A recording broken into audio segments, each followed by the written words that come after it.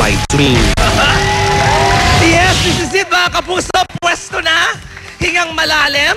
Eto na po ang Digital Don't Lie to Me. At nakaupo na po ang napakaganda, ang nag-iisang Miss Heart Evangelista. Good afternoon, Heart. Good afternoon, everyone. I love your pink lipstick. Thank you so much. At handang-handa na rin si Inspector Songkuan na mind you, Heart, ha? Nagbasa pa siya talaga ng hair. Tingnan mo naman.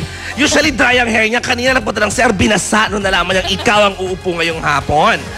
Correct. Samantala, mag-relax ka muna dyan, Heart.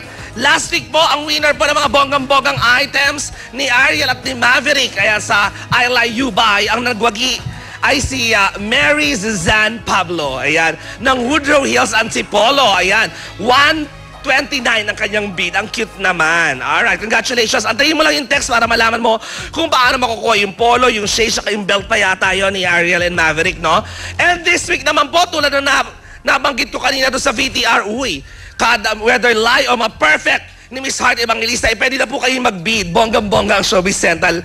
Kasal tayong mamimigay ng Samsung G400. Ayan, di ba? Bonggang-bongga yon. So, ang simple-simple lamang ho, just text UBID space, your bid, and send it to 4627 for all networks. Ang pinakakaiba, lowest unique bid. Yan po ang magwawagi. Ayan ako, yung mga tao sa studio, nagbibid na rin. Mamaya, pwede ba ako mag-bid dyan, Stan? Bawal ako. O sige, hindi bali na. Kasi ang ganda ng cellphone. I love it. Are you ready, Hearty? I'm ready. Alright. Handang-handa na siya at kanyang pink lipstick. Ito ang question number 1. Heart, 2 weeks ago, dito mismo sa Don't Lie to Me, sa nasabing upuan na yan. Aba, ang sumalang dyan ay ang gwapong-gwapo na si Papa JC De Vera. Birthday gift sa akin yun ng Showbiz Central. Kaya siya talaga yung, na-surprise ako ng bonggang-bongga. Humaba yung hair ko at nagkabangs ako because of that. Ayan. Ang sabi ni JC, kada meron daw kayong kissing scene sa drama-rama sa hapon ninyong ngayon at kailanman, after daw ng kada kissing scene, ikaw daw bilang nawawala, nagtatago, tumatakbo sa kung saan. So, tinanong namin kay JC kung sa palagay ba niya na ikaw ay kinikilig. Kaya bigla kang nawawala. Sa opinion lang naman daw niya, oo, truth ang lumabas sa aming lie detector test. Kaya ikaw na ang aming tatanungin, Heart, once and for all. Kapag nagkikissing scene kayo ni JC, kinikilig ka ba? Don't lie to me. Yes or no?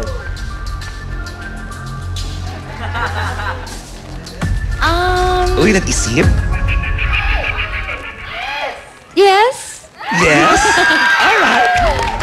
At sinamin niya, wala namang masama.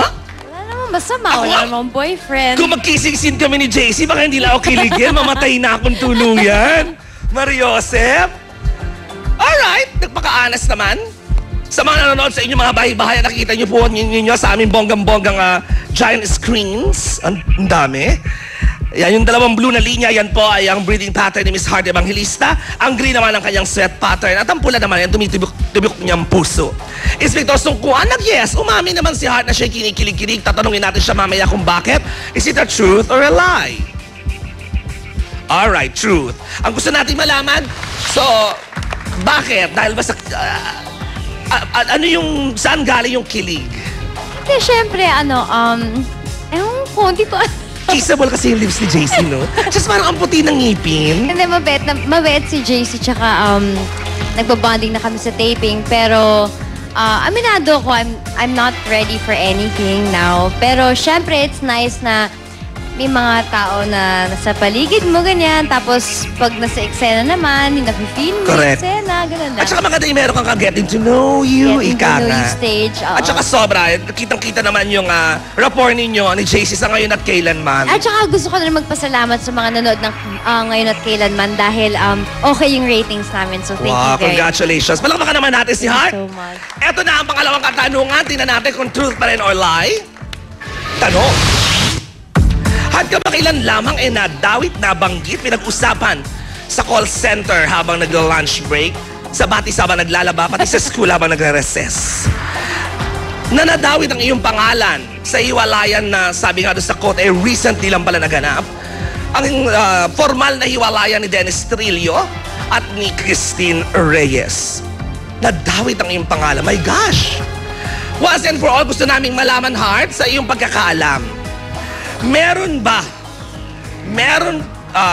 may kinalaman ka nga ba? Yun na lamang. Meron ka ba talagang kinalaman sa hiwalayan na naganap just recently, sabi nga nila, ni Dennis at ni Christine? Don't lie to me. Yes or no? Sa pagkakaalam ko, hindi naman kami masyado nag-uusap ni Dennis. Actually, tahimik lang si Dennis. So, wala kaming, ni friendship nga, wala kami. Alright. Hi, hello lang. So, wala talaga. No, ang iyong No. sagot. Alright. Malino na malino ang sagot ni Miss Sarta Evangelista. No.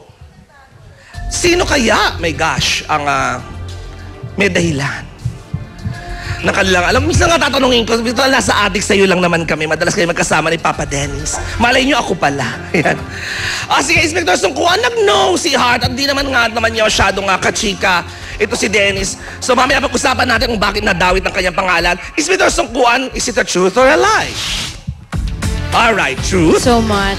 Hindi, ang gusto kong malaman, so, na-surprise ka na parang, ba't ako nasali? Oo, syempre, na-surprise ako kasi hindi rin ako sanay sa mga ganon. I think parang galit yata si Christine noon. So you're not even text friends with Dennis? Wala. Oh, alright. Pero in fairness kay Dennis, I think kinuha niya yung number ko kay Popoy. Tapos may number na lumabas sa phone ko. Tapos tinawagan niya ako, parang sorry talaga, ganyan. Kasi nadamay ka pa. But you know what, in all fairness, naranasan ko na rin umibig. And sometimes when we're in love, we don't really think straight. May mga nagagawa tayo, we don't mean. So, I understand.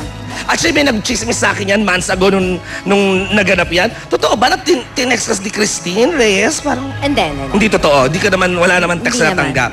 Alright. So at least klaro yan. Alright, hindi na tayo magpapaligoy-ligoy pa. Ibang lista. Eto na ang huling tanong.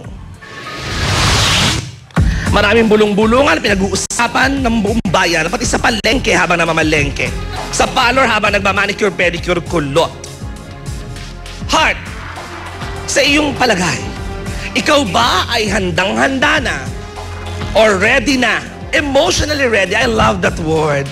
Emotion. Kasi ako everyday ready ako eh. Pero yung kay Heart, are you emotionally ready to get into another serious relationship? Don't lie to me. Yes or no? no, I'm not. No, hindi pa handa. Naudlot yung sa non-showbiz, hindi ba? Pero maganda naman, maayos naman yung... alam mo, parang hindi na... mabilis ang pangyayari. Not worth our time. Alright. Huwag na natin pag-usapan. Tama nga Okay naman. na. Sige. Mamaya pala may itatanong ako sa iyo. Pero, ngunit, subalit na tapat, Inspector Sungkuan, nag-know naman si Heart, hindi ba siya handa? Kaya kung may mga manliligaw out there, pasensya na. Pero Is it a truth or a lie? Alright. Truth. At least klaro yan. So, Oo. hindi ka pa handa, pero... Pero you know, I mean, I'm fine to, get to know other people, ganyan, yung to see the world, what's out there, but at this moment in time in my life, medyo, I don't know if the word jaded or medyo na-traumatize yata ako na ayoko nang umasa pa or something, or something like that. So, I'm not ready. Kung makapag dumating, why not coconut? Pero as of now, hindi pa. Pero recently nabasa ko, parang nagiging nakapagpatawad ka ng isang ex o naging magkaibigan kayo ulit. Tama ba yung narinig ko? Oh, yes. Alright. That's good. That's really I'm so good. happy for you. Mabait talaga tong batang to. Kilala ko to. Palakpakan naman natin si Miss Thank Heart you so Evangelista. much. Na perfect niya. Mamaya sasayawan natin si Heart bago tayo mag-cue ng commercial.